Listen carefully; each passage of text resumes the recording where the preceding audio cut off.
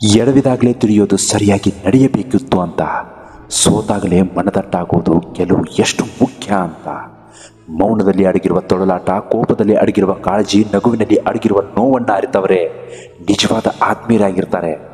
ಕಂಡವರೆಲ್ಲ ನಂಬಿದ್ರೆ ನಿನ್ನ ಜೀವನ ಅಧೋಗತಿಯಾಗತ್ತೆ. ಗೆಳೆಯ, ಯೋಚಿಸಿದ್ದೆಲ್ಲ ಸತ್ಯ ಆಗಲ್ಲ. ಸತ್ಯ ಯಾವತ್ತೂ ಯೋಚಿಸಿದಂತೆ ಇರೋದಿಲ್ಲ.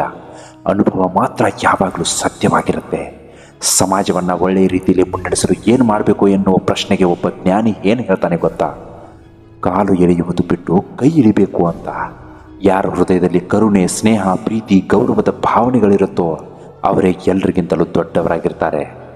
ಭಾವನೆಗಳು, ಆಲೋಚನೆಗಳು ಇಲ್ಲದೆ ಮನುಷ್ಯನ ಮನಸ್ಸಿಗೆ ಅಸ್ತಿತ್ವವೇ ಇರೋದಿಲ್ಲ. ಮೈ ಡಿಯರ್ ಫ್ರೆಂಡ್, ನಿನಗೆ ನಂಬಿಕೆ ಇರಬೇಕಾದದ್ದು ನಿನ್ನಲ್ಲಿ.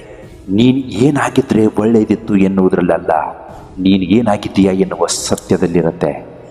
ಜೀವನದಲ್ಲಿ ಮೊದಲು ಕೆಟ್ಟ ವ್ಯಕ್ತಿಗಳನ್ನು ನಂಬಿ ಮೋಸ ಹೋಗ್ತೀಯಾ, ನಂತರ ಒಳ್ಳೆಯ ವ್ಯಕ್ತಿ ಸಿಕ್ಕಿದಾಗ ನಂಬುವುದನ್ನೇ ಬಿಟ್ಬಿಡ್ತೀಯ. ಇದೇ ನಿನ್ನ ಜೀವನದ ಪ್ರಾಬ್ಲಮ್. ಜೀವನ ಅಂದ್ರೇ ಒಂದು ತರಗತಿಯ ಕೊಠಡಿ ಇದ್ದಂತೆ. ಗಂಟೆಗೊಂದು ಹೊಸ ಪಾಠ, ದಿನಕ್ಕೊಂದು ಹೊಸ ಅನುಭವ. ನೀನು ಕಲಿತಾನೆ ಹೋಗ್ಬೇಕಷ್ಟೆ. ನಿನ್ನ ಬೆನ್ನನ್ನೇ ನೀನು ನೋಡಿಲ್ಲ ಅಂದಮೇಲೆ ನಿನ್ನ ಬೆನ್ನ ಹಿಂದೆ ಮಾತನಾಡೋರ ಬಗ್ಗೆ ಯಾಕೆ ತಲೆ ಕೆಡಿಸ್ಕೋತೀಯ? ತಿಳಿದು ನಡಿ. ಸಾಧನೆ ಅಂದರೆ ಏನು ಅನ್ನೋ ಪ್ರಶ್ನೆಗೆ ಉತ್ತರ ಏನು ಗೊತ್ತಾ?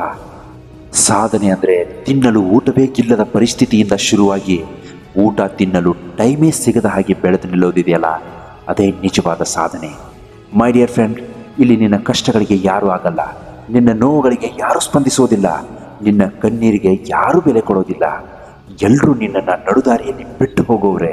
ತಹ ಸ್ವಾರ್ಥದ ಪ್ರಪಂಚದಲ್ಲಿ ಯಾರು ಎಷ್ಟೇ ಹುಳಿ ಹಿಂಡಿದ್ರು ಒಡೆದ ಹಾಲಿನಿಂದ ಮೊಸರು, ಮಜ್ಜಿಗೆ, ಬೆಣ್ಣೆ, ತುಪ್ಪ ಮಾಡಿಕೊಳ್ಳೋ ಜಾಣತನ ನಿನ್ನಲ್ಲಿರಬೇಕು ಅಷ್ಟೇ. ಪರಿಚಯವಾಗಲು ಮಾತು ಬೇಕಿಲ್ಲ, ನಗು ಸಾಕು. ಒಳ್ಳೆಯವರಾಗಲು ಹಣ ಬೇಕಿಲ್ಲ, ಗುಣ ಸಾಕು.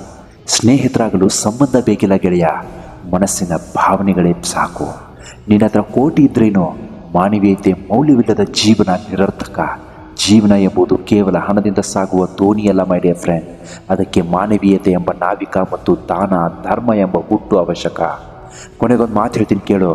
ಯಾರಿಗೆ ಯಾರೂ ಇಲ್ಲ, ನಿನಗೆ ನೀನೇ ಎಲ್ಲ. ಅವರು ನನ್ನವರು ಎಂದು ನಂಬಿ ಮೋಸ ಹೋದೆ, ಇವರು ನನ್ನವರು ಎಂದು ನಂಬಿ ನೋವಿನಲ್ಲಿ ನೊಂದು ಬೆಂದು ಬಳಲಿ ಹೋದೆ. ಪ್ರತಿಯೊಬ್ಬರ ನೋವಿನಲ್ಲಿ, ಪ್ರತಿಯೊಬ್ಬರ ಚಿಂತೆಯಲ್ಲಿ ನೀನು ಕೊರಗುವುದು ಬೇಡ, ಚಿಂತಿಸುವುದು ಬೇಡ. ಅಂದರೆ ನಿನ್ನ ಜೀವನದಲ್ಲಿ ಬರುವಂತಹ ಪ್ರತಿಯೊಬ್ಬ ವ್ಯಕ್ತಿಯು ನಿನಗೆ ಒಂದೊಂದು ಪಾಠವನ್ನು ಕಲಿಸಲು ಮಾತ್ರ ಬಂದಿರ್ತಾರೆ ಅನ್ನೋದು ನಿನ್ನ ತಲೆಯಲ್ಲಿರಬೇಕು. ಇಂತಹ ಮತ್ತಷ್ಟು ಮೋಟಿವೇಶನಲ್ ವಿಡಿಯೋಗಳಿಗೋಸ್ಕರ ನಮ್ಮ ಚಾನಲ್ನ ದಯವಿಟ್ಟು ಸಬ್ಸ್ಕ್ರೈಬ್ ಮಾಡ್ಕೊಳ್ಳೋದನ್ನು ಮಾತ್ರ ಮರಿಬೇಡಿ. This is Yuvaraj, shining of the day. ನಮಸ್ಕಾರ, ಎಲ್ರಿಗೂ ಒಳ್ಳೆಯದಾಗಲಿ.